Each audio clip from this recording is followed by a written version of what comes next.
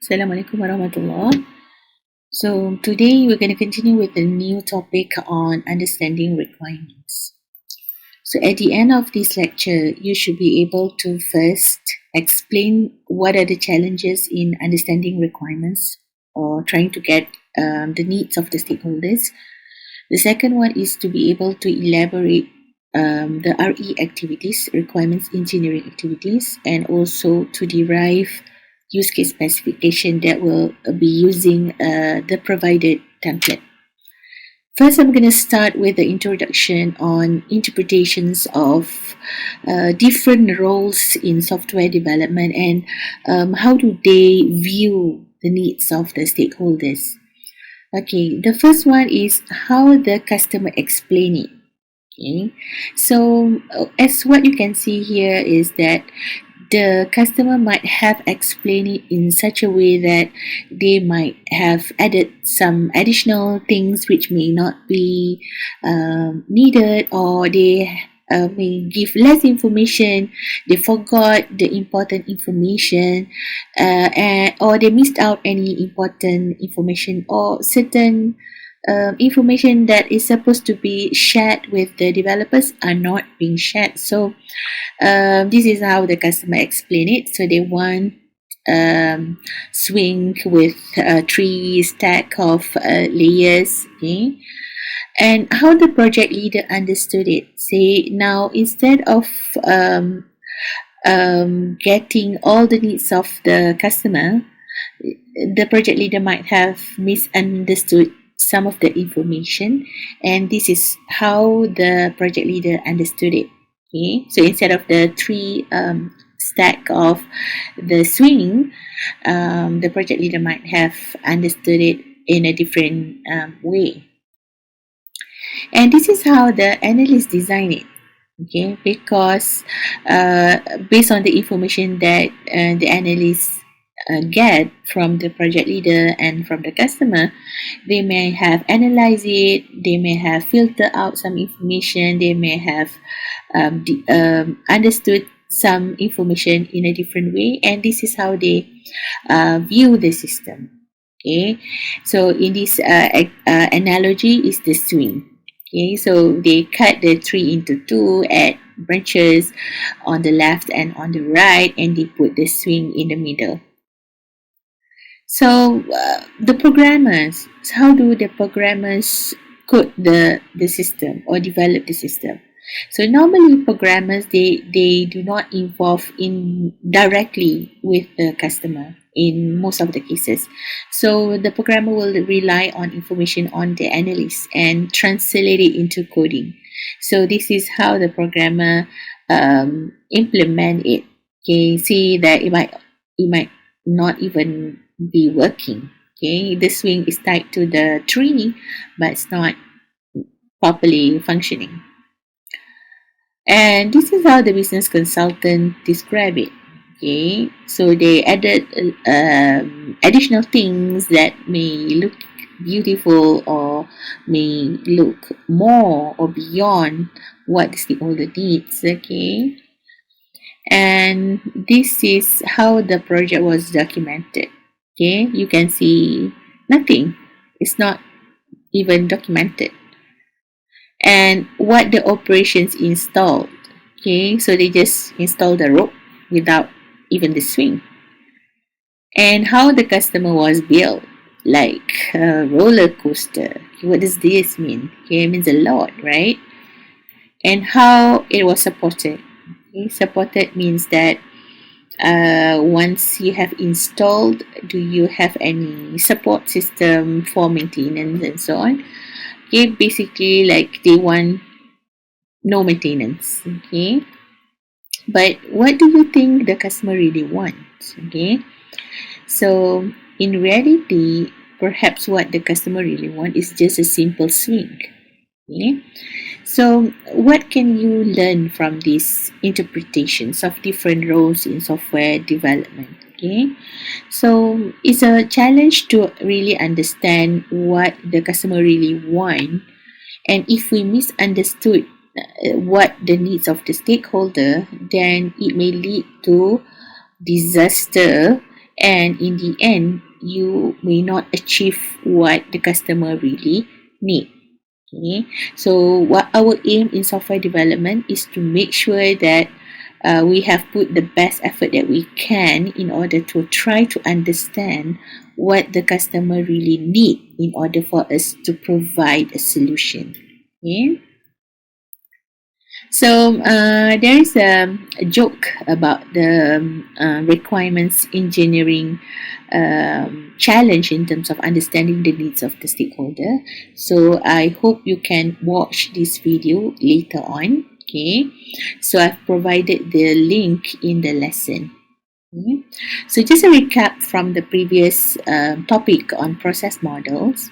So I just want to show where actually requirements engineering in the framework activities. So as you all have been explained on the framework activities, so in general we have these 5 main activities: communication, planning, modeling, construction, and also deployment. So requirements engineering actually happen at the beginning phase here.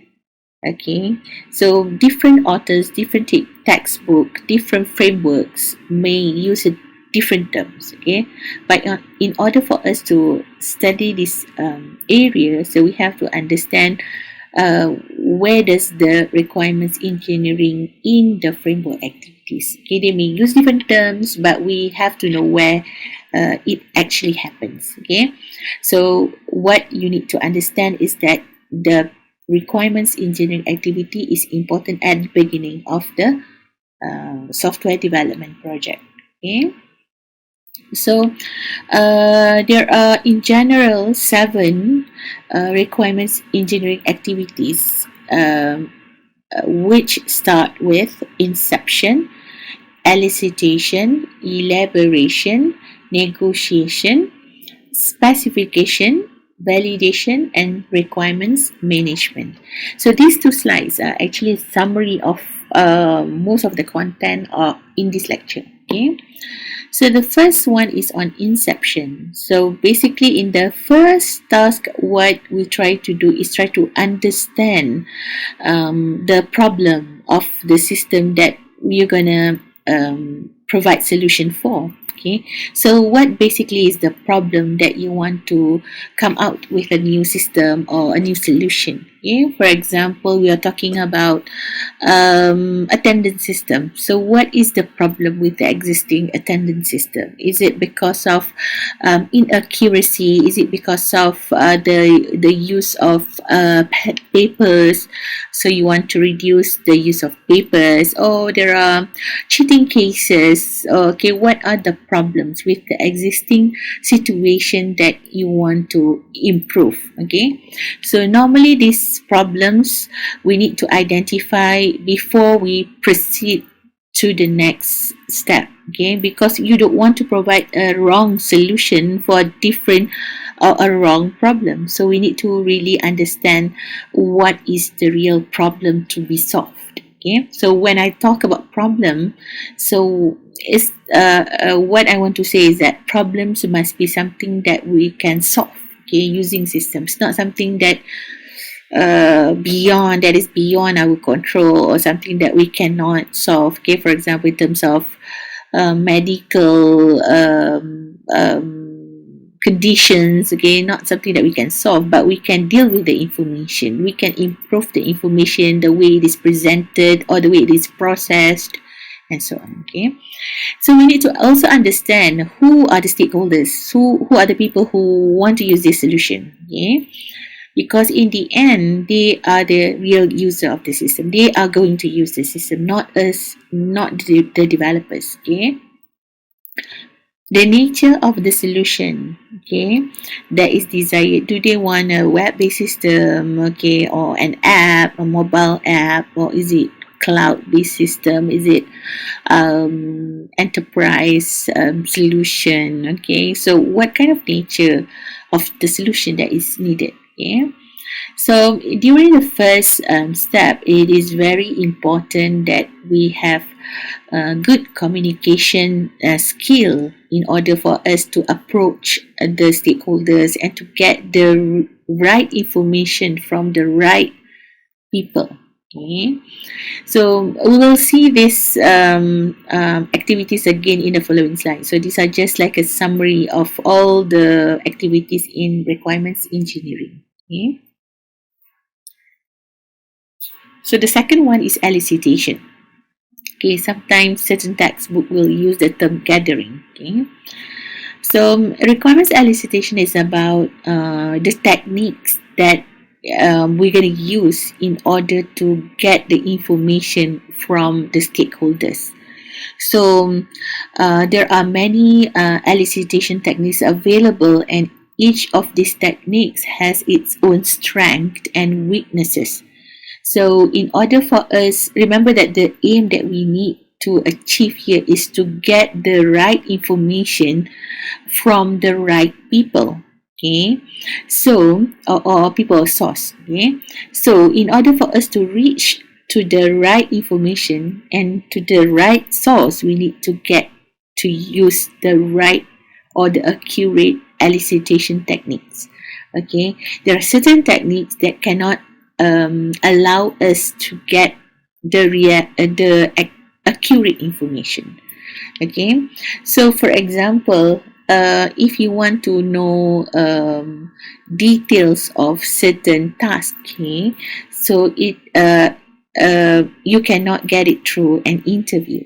Okay, so normally an interview you just get information that is at the concept level. Okay, or like you want to know what are the problems, the goals, okay, what are their expectations, okay, what are the aim of the system. So this can be achieved through interview. Okay, and in this course, you're not going to go through each of these techniques, but you will learn this again in systems analysis and design later on. Okay, so you can see that the techniques can be based on stakeholders, that you need to meet stakeholders, or it can be in terms of documentation. Okay, like you refer to existing documentation, existing form. Okay, for example, if you are talking about attendance system, we need to refer to the existing attendance report. How is it being collected, okay, or documented, or what kind of report that is important in the attendance system. Okay, or the third one is in terms of system. So you can see that some of the techniques, they are based on stakeholders. Like interview, you have to interview stakeholders, you have to do survey on the stakeholders, you have to do observation on the stakeholders. Okay, but it can also be in terms of documentation. Other than that is existing similar system. Okay, so you can refer to existing system if they already have an existing system right now.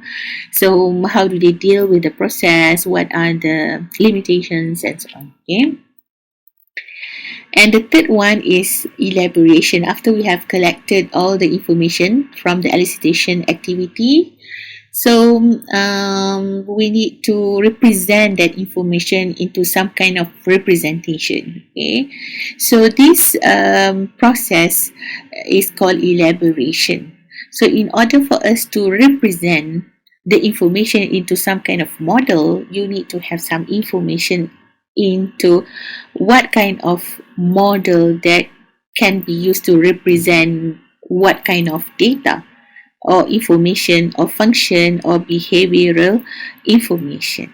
Okay, so you need to have the skills of knowing what are the syntax and the semantics of some diagrams in order for you to decide which one is the best to represent this kind of information. Okay, so the next one is negotiation. You need to be agree. You need to get a decision on whether this part of requirements accepted to be included in the development, or you need to negotiate if there are some contradictory issues or there are some problems with the requirements. So this negotiation either with the stakeholders or in the team, okay, development team.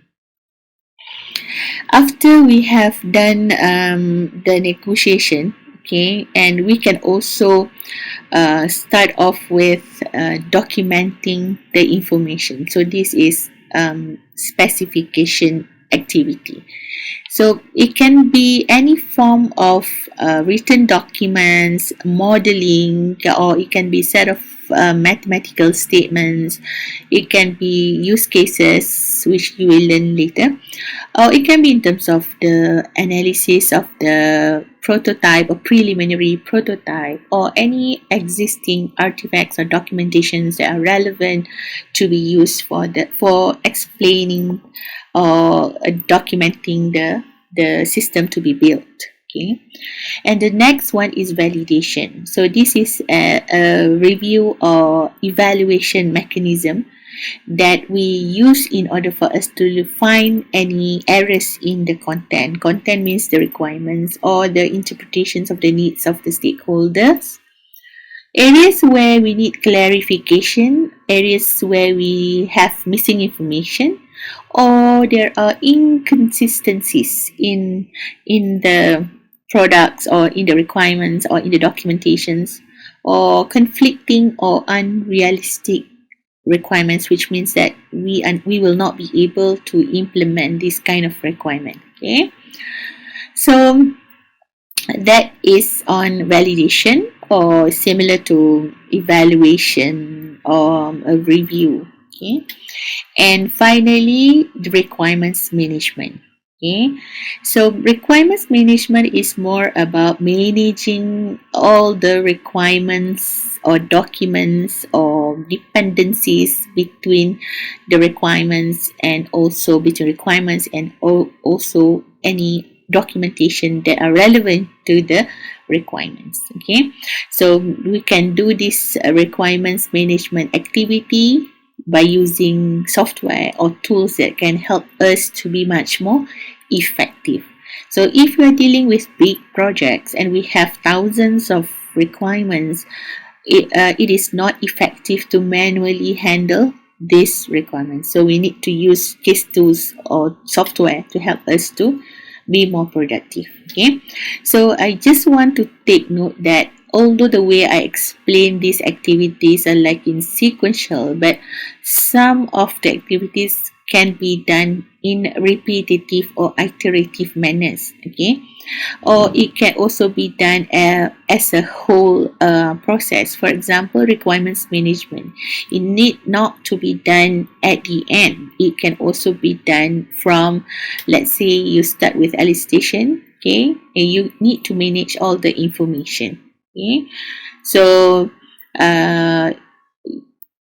these are all the 7 important activities for requirements engineering. Okay, now we're going to move on to what are the tasks that are involved in each of these activities. Okay, so first we're going to start with inception. So in the beginning, we need to identify who are the stakeholders. Okay, so we need to ask ourselves, who can we talk to? Who can we get information from? Because if you fail to identify the right stakeholders, you may not be able to get to the right problem, or you may not get to be able to get to the right information. So that is very crucial. Okay. So we also have to be aware that there might be potential multiple views or multiple perspectives, that not only you rely on one person to represent some perspective, it can be you can also get information from multiple perspectives, or even multiple sources for a certain perspective. Okay, for example, if you are still talking about attendance system, so if you want to know what are the problems with the existing way the attendance was taken, so you cannot just rely on one interview with one lecturer, because this particular lecturer may not have any issues, or may not be dealing with the real problem. So you may have to get a few information a few lecturers to get to see if they are having the real problem in a similar manner, or they may have a different view on certain ways of handling the attendance. Okay, then it must be a collaboration work between the developers team and also the customer or the stakeholders team. Okay, so you also need to know who requests this system and who will use the solution, so that you know who is the end user. What will be the economic benefit of a successful solution? Okay, that means what will they get out of the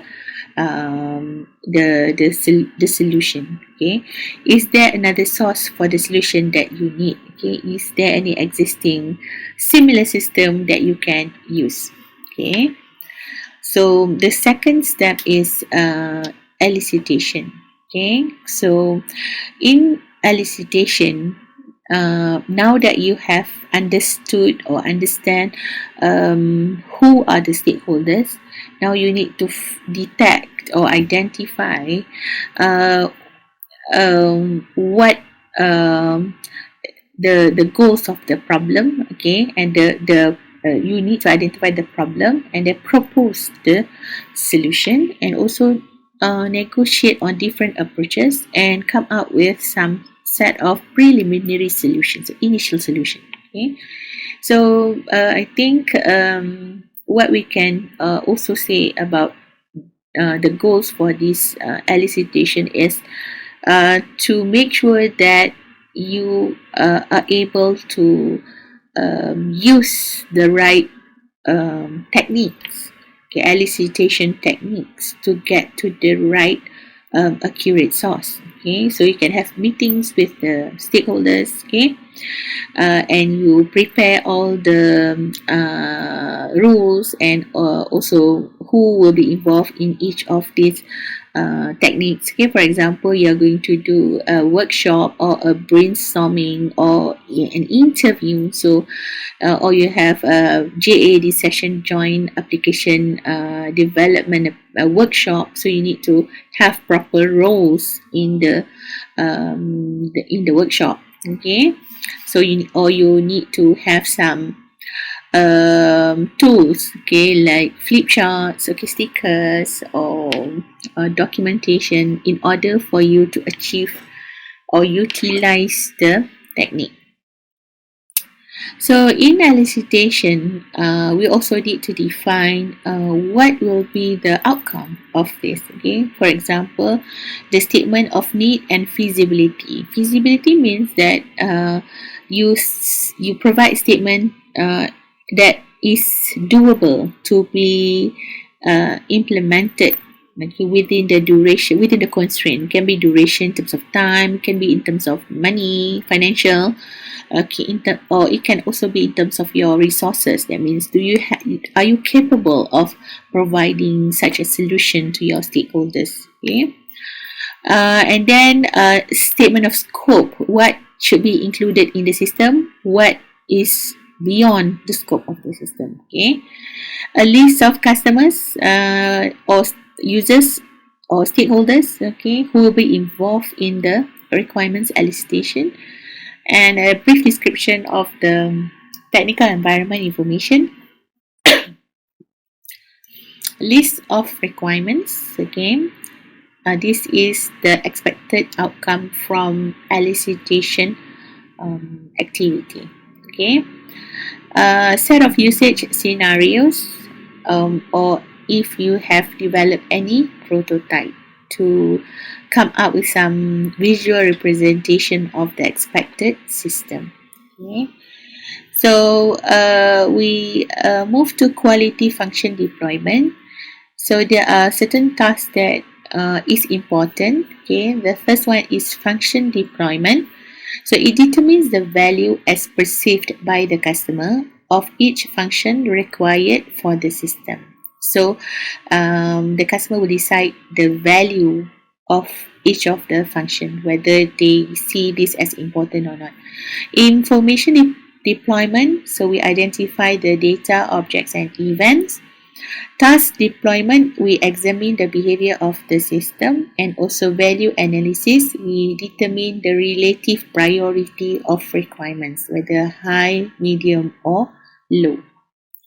So in general, requirements can be seen or divided into two main types. Okay, so some authors look into three types. Okay, in this course it's just sufficient to look into these two types of requirements. Okay, the first one is functional requirements. So functional requirements are the capabilities or features of the system that need to be implemented. Okay, so you can imagine if you are a programmer, so these are the functions that you need to code. Okay, and the non-functional requirements contains quality attributes such as performance, security, or other system constraints. There are a lot of quality attributes that you will learn later in quality chapter. Okay, so these non-functional requirements, normally they are more applicable to the whole system, okay, rather than to a particular function. Okay, for example, if you're talking about the attendance system, what kind of quality attribute that we want, or the customer want, or the stakeholder wants for the system to make them accept the system. Okay, for example, do they concern about performance? Must the system be fast enough, or it must respond in, let's say, 1 second, for example? Is that important? Or security, is it important? As compared to a financial system, okay, let's say banking system, online banking. Okay, if you cannot provide security features, okay, your stakeholders will not accept that kind of system. Okay, so in certain kind of system or domain, they have some significant properties linked or related to the domain. Okay, for example, just now I mentioned in financial or investment or banking, anything related to money, financial, it must be secure, okay, and accurate. Okay, you cannot, your stakeholders will not accept if it is not accurate, right? So these two are very important. So they are called as quality attributes. Okay. So in non-functional requirements, okay, a two-phase process is used to determine whether the non-functionals are compatible or not. The first one is in terms of traceability. Okay, traceability is a term that we use to represent dependency. Okay, I mean some features are dependent on some features. So in this example, non-functional is depending on software engineering guideline. Okay, so we will see a sample in the following slide. Okay. And the next one is prioritization. So the second phase for the team is to prioritize each non-functional requirements using some set of rules so that they can be considered as a good candidate for non-functional requirements. So we need to avoid anything that is overlapping or conflicting or not independent. So this is an example of traceability where we kind of check the dependencies between. In here is the non-functional requirements like correctness, performance, integrity, coverage. We trace it against the guideline. So if correctness is we say in line with guideline 2, so we have a tick here. Okay, that means we can have a traceability. Okay, as I said, traceability is a very general term and it can be used in many contexts. Okay, another one is traceability between requirements and test cases. Okay, you will learn about software testing later. Okay, So this requirement in use cases, okay, and what are the test cases that are related to the use cases. So you want to know whether you have covered all the use cases in your test cases. Okay. The third one is elaboration. Okay, so this is my thoughts. Okay, after I've been in the software engineering area for many years and from my own experience. So I want to stress this skill that you need to have when you work in software engineering area. Okay, when you want to try to represent some information into some models. Okay, so the first one is that you have to know the suitability and the purpose of the representation. Okay, so you need to know what information need to be represented. Okay, in order for you to know which model that you're going to use. Okay, what can be represented and what cannot be represented. You need to have these questions. Okay, when you try to model later on. Okay, and even when you observe or when we learn about new diagrams, you have to have this question in your mind in order for you to check your understanding. Okay.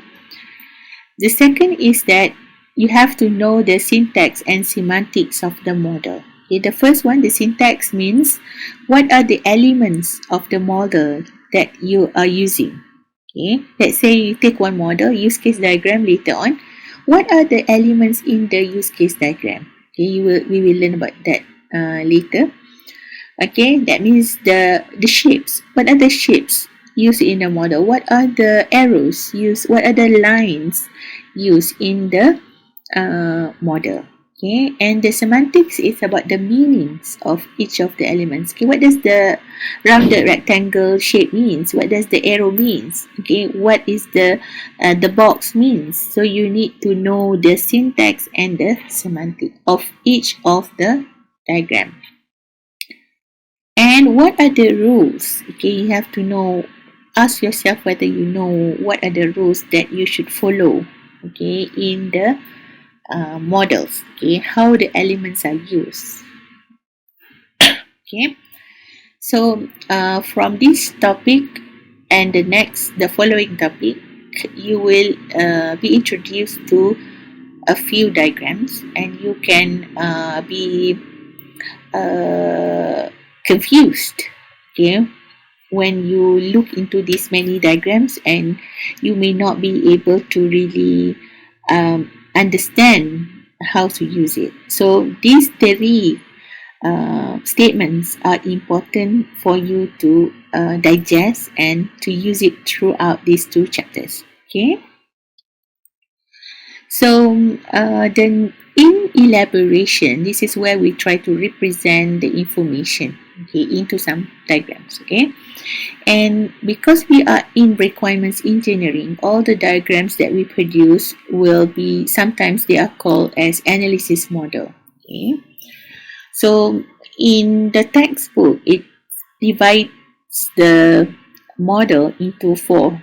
Okay, it can be scenario based, it can be class based, it can be behavioral elements, it can be flow oriented elements. Okay, so when we talk about scenario based, so these are more about functional. Okay, that is the explanation about the functions,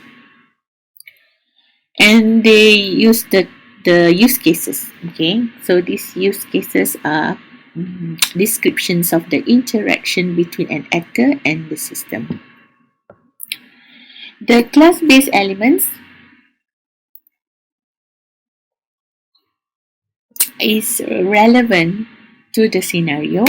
Okay, and the diagram that we use for class-based element is the class diagram. Okay, in here we have the use case diagram. So for behavior elements, okay, you will see state diagram, and for flow-oriented elements, we will learn about activity diagram. So data flow diagram perhaps we will only see a brief information about it because it is slightly different paradigm than the rest of the diagrams. Okay, so let me just explain that the paradigms that we're gonna focus on for the course is more of object-oriented paradigm. Okay, so object-oriented paradigms have use case diagram, class diagram, state diagram, and activity diagram. Okay, so data flow diagram is actually coming from a different paradigm, which is structured paradigm, or sometimes people call it as procedural. So if you can still remember your elements of programming, or if you're currently taking elements of programming, the modeling elements that are relevant to the structured paradigm is using data flow diagram. Okay, the first one is use cases. Okay, a use case is a collection of user scenarios that describe the thread of usage of a system. Okay, so it is described from the point of view of an actor. Okay, an actor can be a person or can be a device that interacts with the software in some way.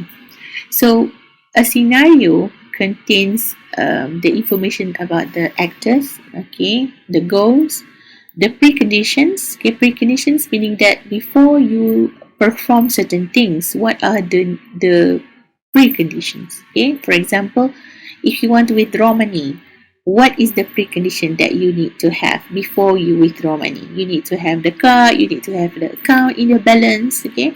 If not, you cannot withdraw money. So those are some examples of preconditions. What main tasks or functions are performed by the actor? Okay, so that is described in a use case. Okay, extensions means alternatives. Okay, it can be alternatives. It can also be errors. Okay, for example, when you withdraw money, what kind of error that might happen? Those can be extensions. Okay, example, the amount that you want to withdraw is more than your balance in the account. Okay, or another extension is alternative. I mean, it's not an error, but it's an option that you choose. For example, you want to print the receipt, yes or no. Okay, if you choose no, or if you choose yes, it's not resulting into an error. Okay, so those are extension, or we say variations. I think it's better to clarify that into variations. Okay, what system information will the actor acquire, produce, or change? So if you are talking about withdraw money, what kind of information that the actor need, or the actor will produce, or the actor will change? Okay, for example, after you withdraw the money, what information will be changed? It means your balance in your account, the balance in the ATM machine will be changed, right? That information will be changed. Okay. So, what information that the actor might acquire? Okay, for example, the balance. Okay, or the information of the transaction, the time, the date, and so on. Okay, what will the actor have to inform the system about changes in the external environment? Okay, maybe in that example there is no relevant things that the actor might inform, but in some system they might have some information that you might need to update.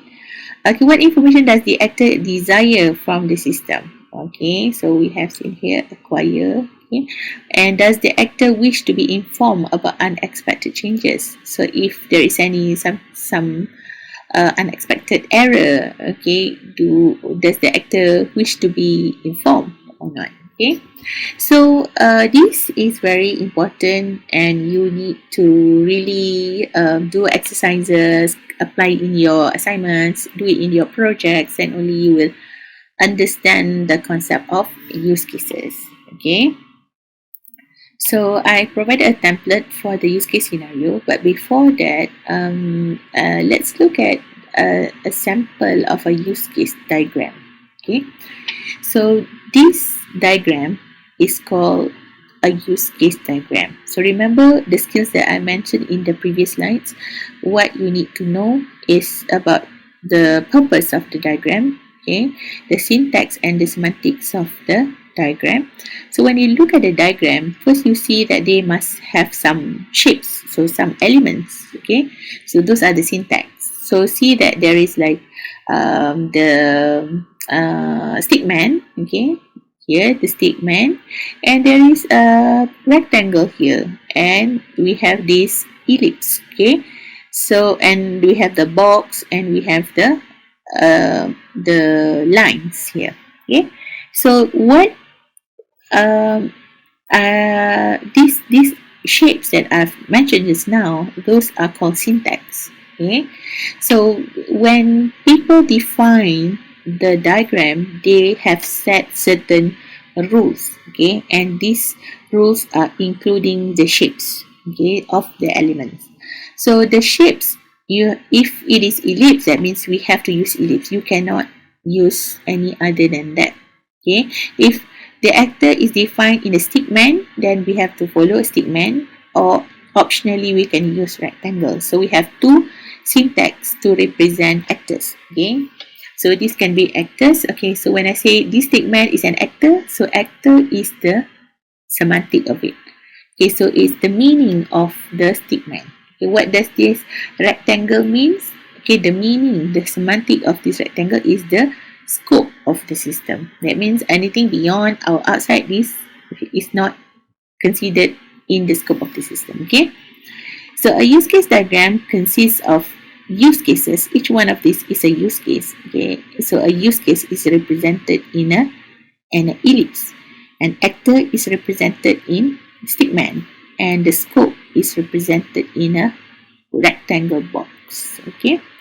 So for each one of these, we need to prepare a specification for it, okay, and we call it use case specification, okay. So for this sample,